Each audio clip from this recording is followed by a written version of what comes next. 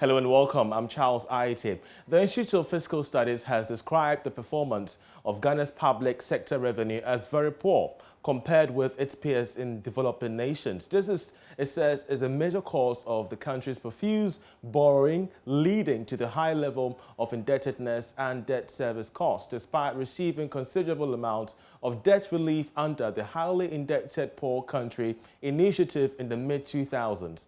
Ghana was ranked third in the world and the first in Africa with the highest interest payment because of its ballooning debt stock, which the economic and policy think tank describes as unsustainable. We have more in this report. At a forum on the theme Ghana's domestic revenue mobilization woes, how do we fix it? The energy and policy think tank said revenue that are currently generated in the country are not enough to service the country's debt and pay salaries of public sector employees. Leslie Dwight-Mensah is a research fellow of IFS. Since 2009, when we were spending 29.3% of public revenue on central government investment, and the dramatic deterioration such that by 2018, we're spending just about 10% of public revenue on central government investment.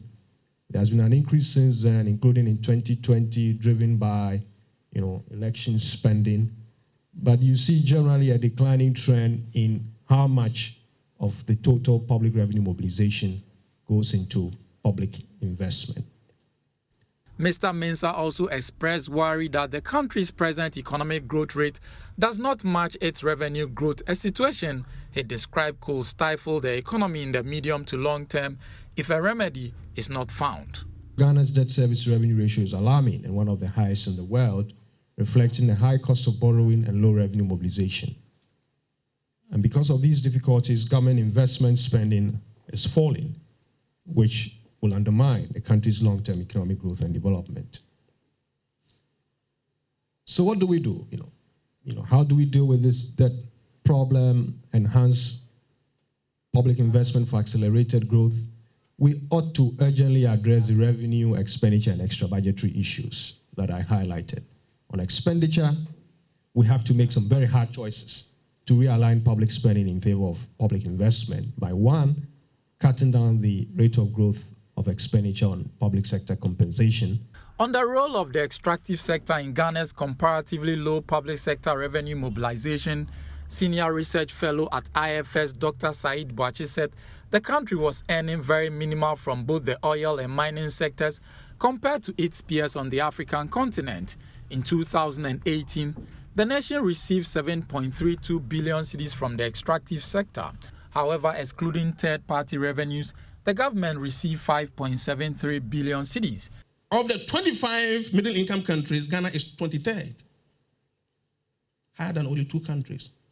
Of the 14 sub-Saharan African countries in the sample, Ghana is 13th. And of all the economies in the sample, 35, Ghana is 32nd. It shows that Ghana is not doing well at all.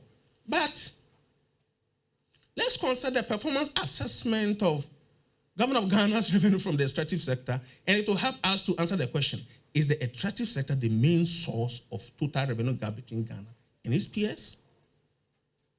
We saw that informal sector taxation is not the source. Real property taxation is not the source. The exemption system is significant, it's still smaller, as I said, than the gaps.